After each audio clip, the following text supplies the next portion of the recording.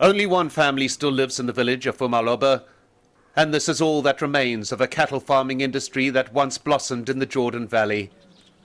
84-year-old Majid Masid and his children have stayed, while more than 50 families left, squeezed out by the Israeli settlements that have been built all around. He now pays more than $1 a litre for water.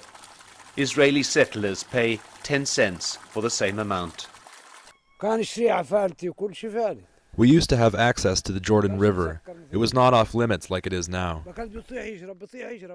This is what for decades has made the Jordan River off limits, an Israeli military zone that cuts off direct Palestinian access to the water, what the Israeli government says is essential for the security of the state.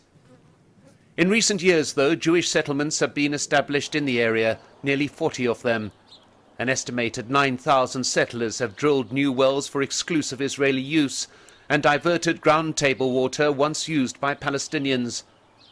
Of the more than 50 water springs mapped in the Jordan Valley, only one near Jericho is under direct Palestinian control. And the land on which cows grazed for decades has now been declared a nature reserve, and some animals that strayed there have been shot.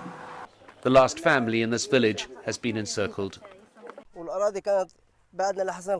We used to farm this land.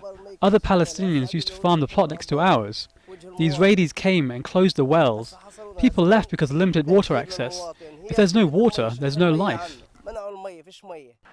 The pump house that once provided the village of Al-Oba with water has long been shut down, its walls daubed by Jewish settlers with graffiti.